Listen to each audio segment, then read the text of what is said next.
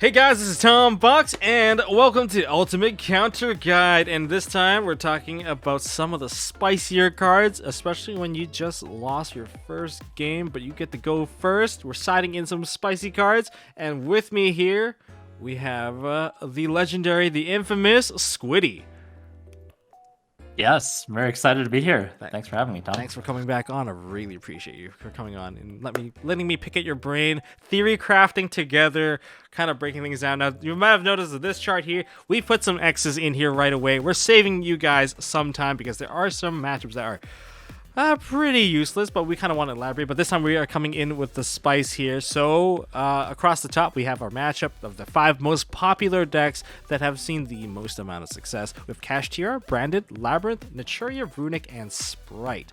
And as for our 6 cards of choice here, well, we have a Grave of the Sword Art Online. Oh, sorry, that is not Sword Art That's Online. what I was thinking when I saw that. No, Grave of the Super Ancient Organism. We have Naturia Reflector, Magical Reflector. We have Ojama Trio. This is one of the spices you suggested here. Epidemic Eradicator, Unending Nightmare, which I've seen a lot more in people's side decks recently. I think for good reason. And of course, we can't have the going first list without D barrier. That's just a given. We're just gonna put that in there because we know it's a good card. It is probably one of the better cards to decide to go first to basically get a free turn. So here we go. So are you excited for this one? Are you excited for this? Yes, I'm excited personally. So if you guys don't know who Squiddy is, multi-time YCS top, one of the strongest players that I know in my local area for sure, and one of the players that I definitely highly respect. So I'm glad I got you here. I'm glad I have you here. And so are you ready for this? Sharing the spice, how to interact with these cards, how they work against these matchups. Remember, it's these cards on the side versus the cards on top. So you're not playing the deck, you're using these cards against those decks. You're setting them against the decks. Yeah, well, we got to see if they're worth playing or not. Or is it all hype, and all just hot air? Or are we getting into something with some substance?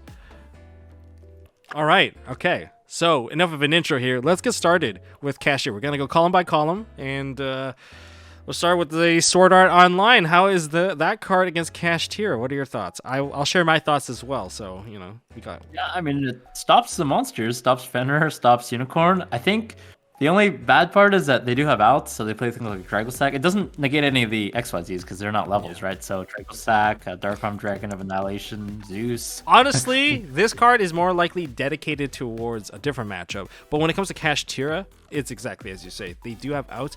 Now, I want to talk about a very specific interaction that makes it kind of neat. If they special summon out Unicorn as their first play, obviously you immediately shotgun the card because you don't want them to activate at all. I mean, the point is to prevent them from activating and attacking.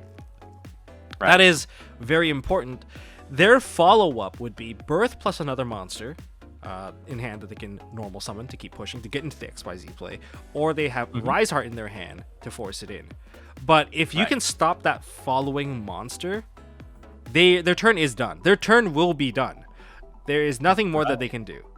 They can't attack, can't do anything, huh? Yeah, that would be their limitation. So in this case, this is only good like this, but only if you have the proper follow-up. You need a follow-up to go with this. I mean, if they only have Unicorn, you skip their turn 100%, but like you need something else to go with it. It's a mini floodgate that's honestly it would be ranking closer to this. It's okay. It's a dash. It's a dash. That's where we'll put it here. But you need a follow-up. You need follow. Stopping Fenrir, I guess, is always good too. They don't stop banishing anything, so. Yeah, but follow-up would be nice. I think the deck that would use this would be like Naturia Runick, if they can have this, if they can play this card, because they are not really affected by this at all. And it's level 5. Yeah, net beast is 5. They don't care, and besides, they don't really care about the battle phase. And for most of the stuff to activate, they're really low level. So, right. So if they have that with like a flashing fire, you need a lot of follow-up to get out of it. No kidding. Next one, Magical Reflector against Kashtira.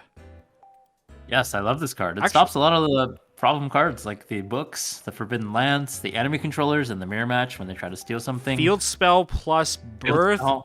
Birth. You know what? This card feels like a mini D barrier. It's basically a barrier for quick play spell cards or field spells or continuous spells, and it's nice. It's better than anti-spell because it stops like the quick plays. You know, they can't really chain. You're chaining to their quick play as opposed to them chaining to your anti-spell. So I'll put a big single check because it's not exactly going to win you the game outright, but it's it almost feels like a turn skip. I mean, it almost deserves a double check. It's really good. yeah, as long as you can protect and sort of like capitalize on that advantage, that turn skip. I mean, that's everyone's dream to get to actually capitalize on the advantage you get. Unlike me, who gets the advantage and then passes turn. Anyways, Ojama Trio versus Kashtira. I want to hear all about this one. Okay, this is a weird card, but I was thinking like, you know, they can't really special summon their monsters when they have monsters. So just like, you know, they were annoying Chaz in the Yu-Gi-Oh! GX anime, they could also annoy your opponent because you can flip it up, give them 3 tokens, and they can't really do anything. They can't really link off into Donner because you need different monster types. Their only out really is just Birth and a normal summon. So on its own, sometimes it gets outed when they have that, you know, line of play. But if you have this to pair with something else to deal with like that follow-up, if they happen to draw it, then chances are they're not going to be able to play. So it's kind of nice. And then when the tokens are destroyed, they also take 300 damage. So it could be relevant if you want to get your life points off when you're close to time. Actually, that's very neat. I didn't really think about that. Huh. I forgot that they had a burn effect when they get destroyed. Yeah. And you can set it off thrust too. Which deck would actually play this? Like, which decks would you recommend? I don't know. I was thinking maybe like you could test it in a deck that hates Shifter. So when you get Shifter, you could be like Thrust and then set the trap, the Ojama Trio, so you can kind of like almost skip their turn. I'm thinking like you're right. I need a normal summon. If I can get to a normal summon, I can get to Donor. But then even if I get to Donor, I still have 2 monsters left on the board. Right. So they need like 2 card combinations. They need like Birth plus like a Unicorn or Fenrir, or like Kashtira plus like, you know, Rise Hard. So it's kind of like they have to have the out, and that's if you don't have a way to protect, you know, against their follow-up as well. So I find that this is actually pretty good. It also blocks them from having evenly match against you. Yes, that's another great point. I'm glad you brought that up. So like evenly matched, they can't because they have tokens, so they can't use evenly from their hand. This is actually pretty mean. Yeah, and you know, if you have Ojama Trio tokens, now's the chance to use them. I know there's an Ojama Black token that's like $1,000. It's a common Toys R Us exclusive that was never released, but some people got their hands on it. So fun those fact. employees. I know. All right, next one, Epidemic Eradicator. I'm gonna tell from personal experience. It's like a hit or miss card, but nah, I would say it's more of a hit card than a miss card. Hitting all your spells is super relevant. I've died to this a lot. I'm on an off-camera game against Team Samurai X1. I can tell you what happened. I opened with Terraforming Field Spell, Birth, Theosis, and a Lance. And then he blew up my entire hand by going in Trap Trick. He used Trap Trick to get the Eradicator on the board. But before that, he activated Big Welcome to tag out the Ariane so that he got out the lady. I'm like, oh my god, yeah, this card is a complete blowout if you can successfully land it. But of course, you're taking a big gamble, because I've also had one time where it failed, where I had 5 monsters, and then he looked at my hand and he realized how dead he was because Unicorn can still add spells to hand and those won't get popped. So just keep that in mind. Unending Nightmare versus Kashtira. This one's interesting. It's actually pretty good, in my opinion. Yes. I was wondering, because I was like, I want to hear your thoughts on it. So the field spell automatically is value, but then you automatically also get to trade off the Birth as well. They're not getting Birth preparation or any of the ones that need to stay face up. Right, it's not once per turn, right? Yeah, it's just once per chain, but the 2 cards that matter cannot be chained against each other. So you're gonna have it in both windows. Right, that's interesting. And I've been seeing this card more and more. I know that you can use it against like traps and floodgates, but being able to take out someone's Birth is quite important, especially when they activate Birth and you pop it, then they can't use the effect the second time. That's where the value comes in. And the deck is pretty reliant on these cards. I mean, these are both, like the field spell and Birth are both 3-ofs in the deck. Yep, they do need to resolve or keep them on field to push through some of their plays. So Yeah, and that means even if they have a second copy of Birth and say they're trying to apply the normal summon without tributing, they can't. That effect's never gonna land because you can preemptively just pop the card. If they have 3 copies, you're gonna pop all 3 copies. Sure, it's gonna cost you like 3,000 life points, but that's 3 cards that it's actually free at that point. You're paying 1,000 life points per +1 that you're getting. Free after the first card, you already got value, and your unending nightmare stays on the field, so you're technically getting a +1 as it is. Yeah, so to me, this card is actually really good, just to take care of those big problems, because it really will stop the starting play. And that means they're relying on Unicorn, Fenrir, and Riseheart to push to get their play out. They need 3 monsters to push now. And Unicorn can't be one of them that gets in the advantage unless they're only going into Theosis now. And that means they have no follow-up. That's my thought. This is a spicy card. I like I've been seeing it on a lot of YCS top lists, so I'm like, you know what? I can see where their logic is coming from, and it does make a lot of sense. Interesting. D-Barrier, your thoughts. I want to hear your thoughts on this one. I think it seems good from a glance, but then you realize that like the normal monsters in Kashtira still have effects, so like Fenrir and Unicorn, so they can kind of still flood their board with like Birth, summon a bunch of bodies, start banishing with Fenrir. So I don't know how good it is. I think you definitely need to pair it with something else, but I mean, has it been effective against you in testing? It's been really bad against me, like super. Yeah. Like it's been pretty garbage. I can tell you the follow-up for anyone that uses D-Barrier against me. It's an OTK. You just OTK them. Oh, with your monster. Oh, true. Your monsters are so big that you can run them over. So typically the line that if you only have D-Barrier set and you think that you're gonna live, you're gonna die.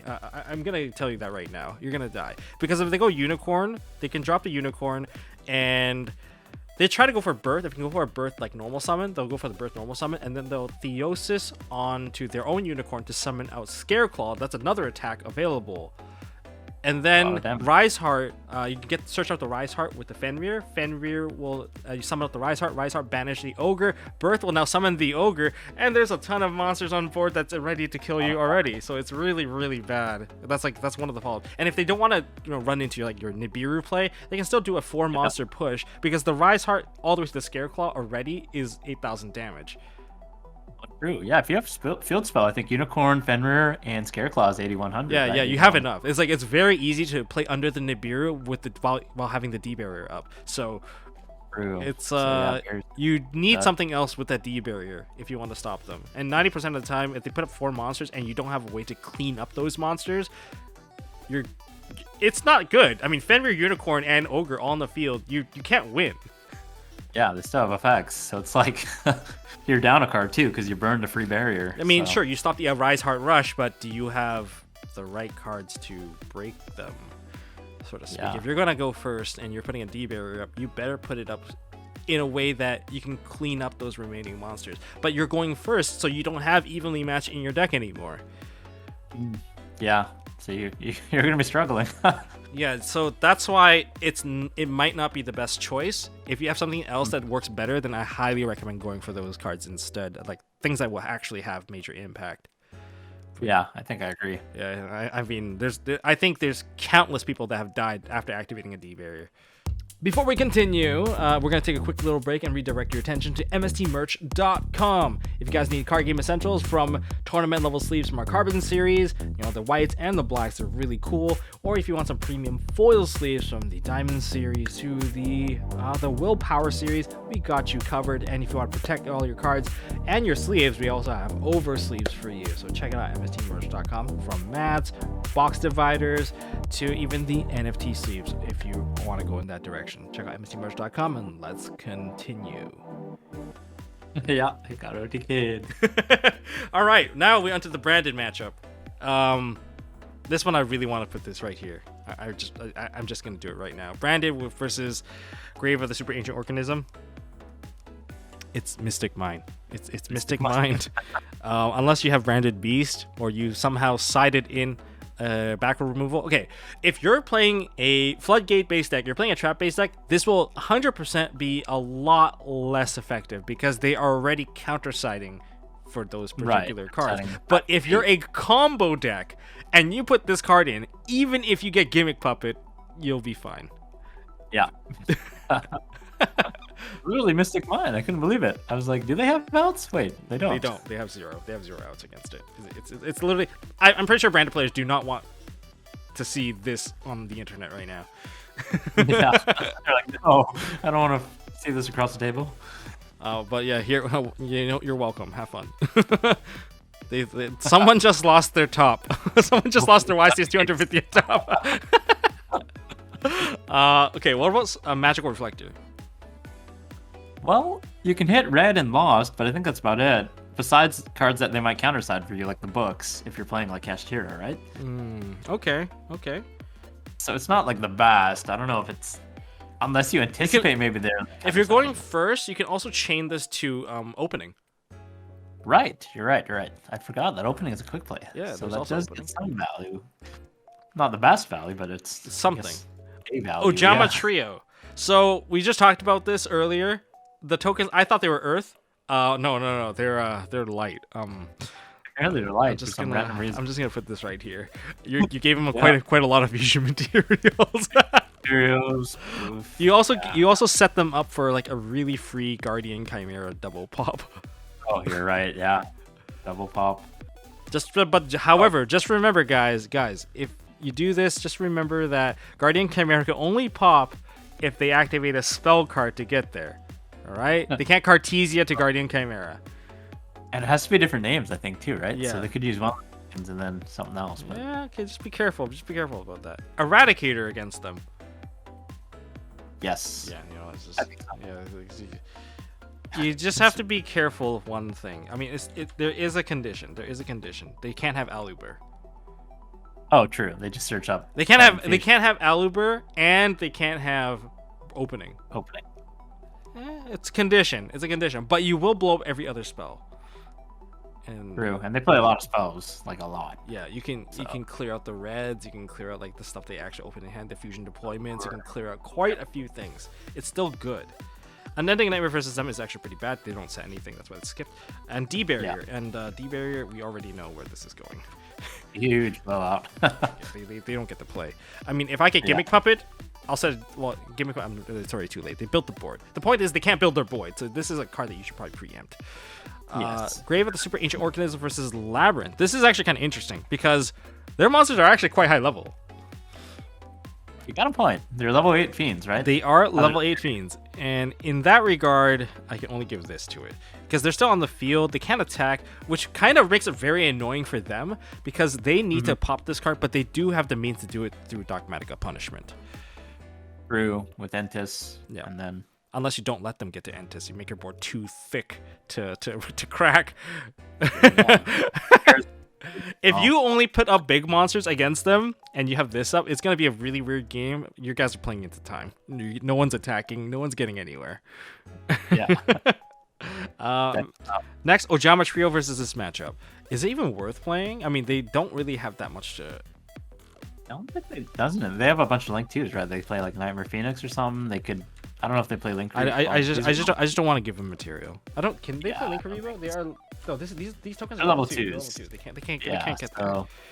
Don't do this again. Okay, you know what? I'm gonna put this right now, right here. Don't do this against the Sprite deck. They're all there. You just told me they're level 2, and I'm like, yeah. I think loading them for level 2s is not a great idea. They will literally use it to go into sprint. Yeah, we don't want to do that. I'm not trying to help them win. Eradicator versus Labyrinth. Oh. Perhaps? Yeah. You land this card, you will win the game. It's impossible for them to actually come back. If you're blowing up their traps in their hand, we talked about how evenly was already really good. Now you're just not giving them a chance. You're gonna evenly in their hand too. Yeah. That's mean. That's mean. You just hand loop them. Unending Nightmare. Surprisingly, this card, in my opinion here is that it's good enough. It's not like the perfect card against them. A lot of their cards, they're pretty annoying. They have bounces here and there. But to me, the value in the Unending Nightmare is that you get to clear every single floodgate that comes up. Right, and those are the cards that are preventing you from playing, I think, so it's worth it, right? Like, you know, engine to engine, your deck is probably stronger than the Labyrinth engine if they're not floodgating you. So as long as you can play, Yeah. you're probably in a good spot. It's mainly for floodgates, because Yeah. I don't want to sit across a Gozen match. I don't want to sit across there can be only one. I don't want to sit across any of those cards. And if I have an out that can out every copy of them, count me in. It's better than some of the cards that I would typically side. There's like a lot of useless cards. Like I can actually choose not to play like Book of Moons and stuff like that because it might not give me the value. But if I go for this, I'm clearing. Chain Book. Even on a normal trap, so they can't use Lady is kind of nice, I guess. Just pay 1,000, pop the normal trap. And it's true. Yeah, that's actually a very very solid point there. Remember, Lady needs to chain directly to one of your own trap cards to get that. Next, Naturia Runick. Magical Reflector. Well, Runick cards are all quick play, so and field spells. Also, yeah, I'm pretty sure this card is very good, as well as them counter siding. If you're playing like Kashtira and they're siding in books and stuff to deal with, or even if you're playing like Labyrinth and they're siding in like Cosmics or MSTs or whatever, Twin Twisters, hey, you can take care of it all in one swoop. All right. Ojama Trio, I'm just gonna put this right here. I'm not gonna give him a free Baron, okay? I'm not that generous. 6+4. 2+2+2+4. Yeah, easy Baron. They're going to synchro like crazy. They're gonna be wondering where this came from. Like Santa came down and just decided to give them a couple of extra bodies on their field. Those are helping them out. Epidemic Eradicator virus. For a deck that plays all spells, yeah, I'm pretty sure this does something. I think this harms them a lot. This actually forces them to activate every single card right away. But you have to probably shotgun this pretty early, or because there's like an issue. You probably don't want them to land the field spell, because if they chain and get a Hugin protects the field spell, they're gonna get a ton of cards to draw back. But remember, every card that they draw, they have to show it to you. Okay? And if it's a spell card, it still blows up. Right. You get free knowledge too, so it's like 3 turns. This is only heard of in old times of Yu-Gi-Oh! When they printed cards like this. But it is, and yeah, for those 3 turns, every single card that they draw could potentially get blown up, which is why, even if they do get the draw, it's like, okay, but again, you don't want them to land the field spell, because what if they draw into like a bunch of Naturia cards, and now you have a problem. Now you're going to probably see like Coral Dragons, and you're going to see Barons, and the Monster Negates are coming up. And also Naturia Beast might also come up too, because the thing is, there's one spell card they can keep, which is Naturia Blessing. Because that's searched to the hand, not drawn. Yeah, so then they can keep synchro playing potentially. So yeah, that's a line that you have to keep yourself aware of. Unending Nightmare, it only really works against the field spell, and you basically have to activate it twice to clear it, because Hugin's coming. Or you might actually have to activate it multiple times, because if they have a handful of Hugins, you're gonna have a pretty rough time trying to pop the card. True. Yeah, because they're all quick plays, so they just chain on top of you trying to pop it. Yeah, maybe it's actually like I'll put an X for now, because I feel like maybe if the X have enough, they're just gonna redraw cards afterwards anyway. Yeah, Unless no. But I think at the end of the day, I think they might be forced to draw early, because if they try to go for the last one and they actually run out of Hugin, like they won't run out of Hugins, because Hugins is always gonna shuffle back. But if they run out, how does Hugin do the effect? Hugin banishes, so they run out. Oh, they do run out. They do run out. They're not getting infinite Hugins. Maybe it has to go great. You know what? So guys, in the comment section, let me know what you think about clearing the field spell with this, because preventing a draw 3 at the cost of a couple 1,000 life points, I think it's fine. It's worthy trade. I mean, any day I would solemn someone to draw 3 cards. Oh, absolutely. So I'll pay 7,999 life points. Yeah, that's fair enough. D barrier. I don't think it's that good, just because they have different options. Like it stops Hugin, but no. Stop. I'm thinking synchros. Okay, so we call synchros. Is it good? But then can they just branch into the Naturia, so they stay with Camellia and Mo Cricket and get like the Sunflower? Yeah, they can still do that. Is it enough? It's a question. It's a double. It's a double monster negate at the very least, and they're definitely not dying, because Mole Cricket is just. Mole Cricket is like a double lone fire on steroids. A zombie cricket, just non-stop coming back from the grave. I think it's good that you can stop like Baron, Nat Beast, and all those big cards. Like stopping Baron, I think is in its own right a really good thing because you're not getting your cards pop. You're not getting a pop and negate on board. They're not going to the battle phase because they're playing Runick cards. I'm assuming they're not getting into the battle phase. So in terms of like what they can do with the remaining boards, so they're trying to build board regardless. Yeah. So they would have to lean on their Naturia engine for sure. I think calling synchros is the right call here. Although it would be funny to call fusions. If their first play is like activate to summon. But then they might have another one, so they chain to your barrier. But then they don't get her effect. She's negated. Right. She would just be used as synchro material, I guess. So it depends. I can certainly see it. But if you use 2 cards for the D barrier, it's already a pretty decent trade for that D barrier. Yeah, there could be definitely some. As long as they don't draw, yeah. If they don't get the fountain hard drawn. Yeah. Okay. You know what? I'll buy it. It could be either or. But you guys are gonna have to be smart enough to judge which scenario that you really want for this particular case. But I think it's actually good enough because like not needing to deal with a Naturia beast plus like a Baron. Like especially like that's how they follow up. That's usually their follow up. Like they clean up with the Runick cards, finish up with like the suppression board. True. Yeah. Even Hot Red Archfiend, the one that burned Scarlet. Oh yeah, that too. That's a pretty big one too. Yeah, that's their board clear. Sprites versus Eradicator. Do they play a lot of spells nowadays? I don't think. 3 starter, 1 smashers, 3 pods. People play Utility, which can be chained. Starter. They play Eclipses. Could be chained. Eclipse might not be real chainable if you just go set up a monster and wipe it all off, but I think it's very iffy. Yeah, it's hard to say. Yeah, I don't think they play a lot of quick play spells. I know that, but it might be too chainable. Yeah. And finally, we're down to our last one. The Unending Nightmare System is bad. Of course, they don't have anything, and they don't play. Well, why are there so many X's? First of all, they don't play high levels. Number 2, magical. They don't really have much. Maybe you can stop like a starter. That's really it. Ojama Trio is clearly bad, and they don't really leave anything face up in terms of like flight gates or anything like that for that matter. They don't play field spells, so here we are. Yeah, more or less. I mean, the best one is probably even Magic Deflector to get like the 1-for-1 value on like the starter or the utility, and then maybe the books, but that's about it. And D barrier, it's not bad, but it's also not perfect because they can play strictly just link monsters. They do have that option, but I think it's good enough for you to just call XYZ.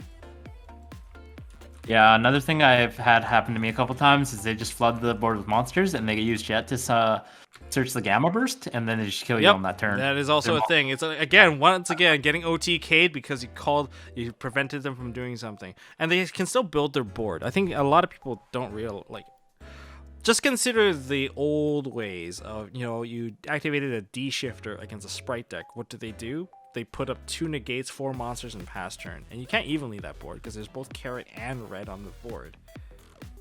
It's very limiting, and all that requires is that they open with as long as they open with a blue with another level 2, they basically get there. They can go into blue, search the monster. If they have a starter, they're guaranteed the second name anyway. Awkward. If they search carrot, you're like, oh, should I flip this now or should I? I can't wait anymore, So yeah, it's like awkwardly timed. But if you can manage to hit the XYZ, it's still better because they don't get to go to Mosquito Ninja to kill you, which is also a very big point, meaning that you can leave your bigger monsters up. Mosquito Ninja is such a surprise factor. When the card came out, it was $2. It was a $2 card that no one wanted. I loved the card when I saw it. I'm like, you know what? I can play so aggressive now. They leave the wrong bestial monster and boom, instantly they die. Out of nowhere. You never see it coming. I always forget about that little guy, but and it negates too. Non-targeting negation. You're right, the hallucination. Okay. Yeah, it's like the XYZ, but beware of just the negation boards. They can still do it. And But I think the XYZ is still worth doing because you can still stop like the Toad play from coming out, the Hashima to get anything. So. It's still worth doing because the board is much weaker. I'd rather deal with the 2 negates than deal with the Toad plus like an IP plus like this and that. I rather have them burn their jet play into getting another monster rather than getting a double cross, because double cross is one of the hardest counters when it comes to like dealing with their boards. Yeah, card is annoying. Sprites are just annoying. Ugh, they just do too much. well, that's why Sprite Alpha is dead. But you know what? Yeah. That's this is very interesting. There's like for this particular list, to kind of summarize it, we do have a lot more counters that are a bit more like heavily focused towards one matchup. I mean, you're going first, so you know your matchup, which is why this is okay. If you have one particular matchup where you're weaker against, then you can definitely try it out, because right now, based off of the current siding patterns, if you guys haven't been paying attention, a lot of the cards in the side decks have been maybe 3 to 5 cards dedicated to going first, and the other 10 cards are all dedicated to going second. And that just goes to show, yeah, it goes to show how the format has kind of dictated that, because your decks naturally are very good as long as they can perform. Exactly. But you need to kind of break through that, turn 1, turn 2 barrier to get there. But if you get to go first, you want the big blowout cards, which is why they can be dedicated towards the one matchup that you like the least. Yeah, it's a bit of a toss-up. Yu-Gi-Oh engines have come a long way. Nowadays, with one card, you get like full combo. But back in the day, you could never do that. So it's like prank kids. It's gotten to the point where they're actually banning engine cards again. Yeah. Literally. That's kind of a debate on its own. But you know what? Here you go, guys. The spice for going first. This is an ultimate counter guide, of course. We have here with us Squiddy. Thank you for joining on. If you guys enjoyed this video, well, make sure you guys hit that like button, hit subscribe, ding that notification bell. Don't forget to check out MSTmerch.com, because we have some awesome sleeves, mats, and box dividers to help you sort your collection. Anyways, that's all I got for this one. Any shout outs you want to give, Squiddy? Yeah, shout out to Tom and MST.TV for having me on here. It's always a pleasure. This is such an amazing channel, and I'm sure these guides will help you guys. So definitely check out the other parts if you haven't already. They're very, very helpful for siding. Yeah, for siding, hand traps, interaction points, man, this is a cheat sheet for you guys if you don't have all those matchups. I mean, for a format where there are a ton of decks, this is really, really valuable. And thank you for letting me pick at your brain. Anytime. I look forward to dueling you in the future. Yes. Feel free to clap me super hard. I don't think I've ever beaten you in a single duel. Well, we'll see. If you're going to be utilizing some of these go first side cards, and I might we'll see. I mean, we're going to have a fun exhibition match. All right. Yeah. Thank you guys for watching, and I guess I'll see you in the next one. Good luck in your YCS. Yes.